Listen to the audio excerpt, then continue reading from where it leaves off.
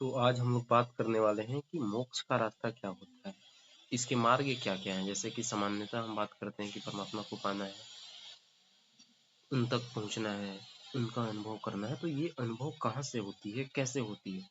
तो मुख्यतः परमात्मा तक पहुँचने का 2 मार्ग होता है। एक मार्ग होता है प्रेम का, एक मार्ग होता है ज्ञान। और प्रेम में ही भक्ति आता है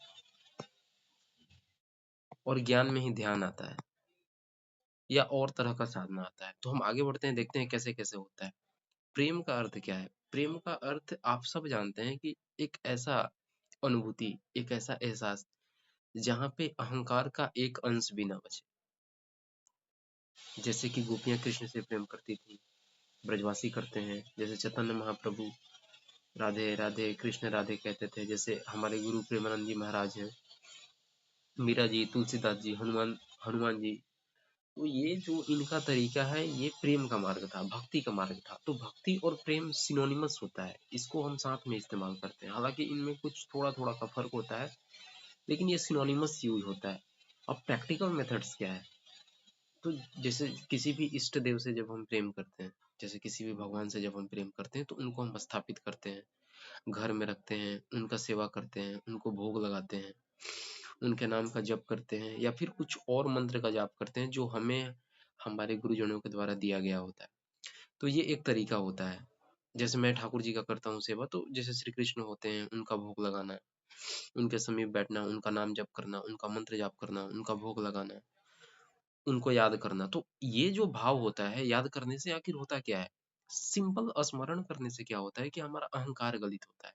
इनके चरणों में रख देने से हमारा अहंकार गलित होता है और अहंकार गलित होने के बाद स्वयं परमात्मा का अनुभव होता है। परमात्मा कोई एक ऐसा एंटिटी नहीं है जो कहीं आकाश में बैठा हुआ है या आपको मिल जाएगा, नहीं। वो एक हमारा भीतर का अनुभव है, कभी प्रकाश के रूप में, कभी अंधकार के रूप में, कभी ऊर्जा के रूप में, कभी प्रेम के रूप में, कभी आनंद के रूप में, कभी अनहद नाद के रूप में। तो ये अनुभव होता है हमारे भीतर जो अदृश्य होता है। और जब हम कहते हैं कि हम प्रेम करते हैं श्री कृष्ण से, राम से, तो इसका अर्थ ये होता है कि हम उनके सामने अपने अहंकार को रख दिए हैं और अहंकार के रखने के वजह से हमारे भीतर वही घटना घटेगी जो उन व्यक्तियों के भीतर घटना घटी थी जिन्होंने ब्रह्म को जाना था, जिन्होंने परमात्मा को जाना था, जिन्होंने शून्य को जाना था। जैसे श्री कृष्ण संपूर्ण सत्य को जानते थे, अगर हम श्री कृष्ण के शरण में जाते हैं तो वही सत्य का झलक हमारे भीतर भी पैदा होगा। इसका अर्थ ये होता है, इसका अर्थ कतई ये नहीं होता है कि ये भगवान है, ये मूर्ति के भगवान है, हम इनके सामने क्यों झुके, ये अंधभक्ति है। वो एक अलग डायमेंशन है, वो एक अलग डिबेट का पक्ष है। लेकिन इस मार्ग पे जो होता है ना, इस मार्ग पे लोग उनको एक इंसान की तरह देखते हैं। इस मार्ग पे उनके मूर्ति में, इनके फोटो में एक ऊर्जा नजर आती है और उस ऊर्जा से कम्युनिकेशन होता है। तो ये एक मार्ग होता है। जो दूसरा मार्ग होता है वो ज्ञान का होता है। जिसे सुकरात कहते हैं कि I know only one thing that I know nothing. Buddha का मार्ग है कि बुद्ध ये बात कहते हैं कि जीवन दुख है, इच्छा दुख का कारण है और इच्छा को मिटाने का उपाय है कि आप होश में जियो, होश में मरो।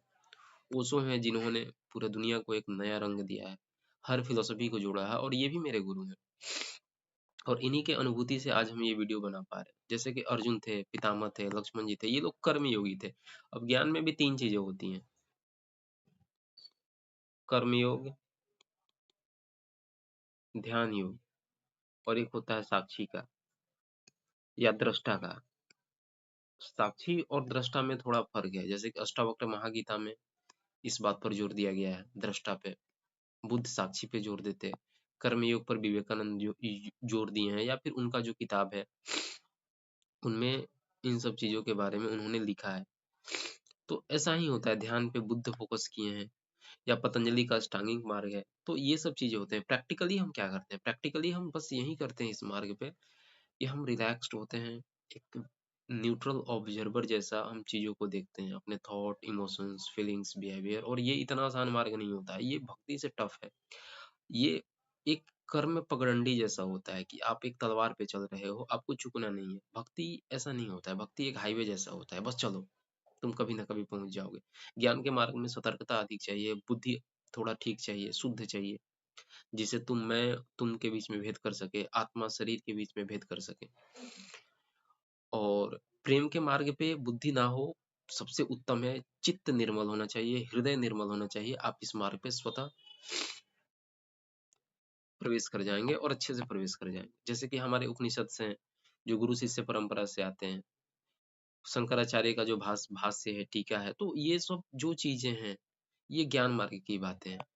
अब अगर हम बात करें कि क्या ये रास्ते टाइट होते हैं, वाटर टाइट सेपरेशन होता है इनके बीच में, स्ट्रिक्ट होते हैं या फिर फ्लेक्सिबल होते हैं, तो आपको भी पता है कि अगर चैतन्य का स्वभाव, अगर परमात्मा का स्वभाव सब कुछ है, प्रेम है, ज्ञान है, ध्यान है, भक्ति है, सब कुछ है, और हर मार्ग अगर हमको उन तक ले जा रहा है, तो ये जो परमात्मा है वो किसी एक मार्ग के कैसे हो सकते हैं? ये तो मार्ग था ना। अगर मार्ग कहीं एक जगह ले आ रहा है, यानी जिस जगह पे ले आ रहा है उस जगह में सब कुछ सम्मिलित है। जैसे उस ईसा उपनिषद कहता है कि पूर्ण से पूर्ण पैदा होता है।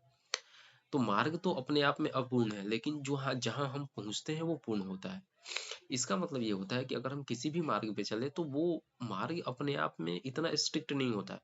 कोई भक्ति का चीज ज्यादा इस्तेमाल करता है क्योंकि उसका हृदय अधिक विकसित है, कोई ज्ञान का इस्तेमाल ज्यादा करता है क्योंकि उसका बुद्धि अधिक विकसित है, कोई कर्म का इस्तेमाल अधिक करता है क्योंकि वो कर्म युगों को ज्यादा तवज्जो देता है। जैसे कि आजादी की लड़ाई के समय गीता पे न जाने कितना टीका लिखा गया, अरविंदो लिखे हैं, तिलक लिखे हैं, तो ये लोग कर्म योग को ज्यादा महत्व दे रहे थे क्योंकि उस समय कर्म योग का बात था। जैसे अर्जुन था, युद्ध के समय श्री कृष्ण से पूछता है क्या करें, जाके संन्यास ले लेते हैं, तो श्री कृष्ण कहते हैं कि नहीं, तुम कर्म योगी ही बन सकते हो। तो ये सब मुख्यतः मार्ग होता है जहाँ पे परसेंटेज वाइज डिस्कस करते हैं। जैसे मैं अपना बताता हूँ तो मैं ज्ञान ध्यान की तरफ अधिक झुका हूँ, भक्ति का परसेंटेज थोड़ा कम है। लेकिन कुछ ऐसे लोग भी होते हैं, एक मेरे मित्र हैं, मेरे गुरु भी हैं, उनका भक्ति की तरफ झुकाव अधिक है और ज्ञान ध्यान की तरफ थोड़ा कम है। तो ये एक इंक्लिनेशन होता है और सब चीज का इस्तेमाल हमें करना चाहिए इस मार्ग पे, लेकिन उसी परसेंटेज के हिसाब से हमें ये देखना चाहिए कि हमारे चित्त के हिसाब से कौन कितना सूट करता है। जैसे कि एक आनंदमयी माँ है, जो शायद अब नहीं है इस दुनिया में, तो उनका भी यही कहना था कि अपने अंतरात्मा की आवाज सुनो और देखो कि तुम्हारे लिए क्या है क्या नहीं है। कुछ भी करो लेकिन वो चीज भीतर से आना चाहिए। लेकिन ये पता तभी चलता है जब हम एक किसी मार्ग पे चलते हैं। तो आज की वीडियो में बस इतना ही है, फिर धीरे धीरे हम लोग और भी एडवांस चीजों को डिस्कस करेंगे, लेकिन अभी के लिए बस इतना ही।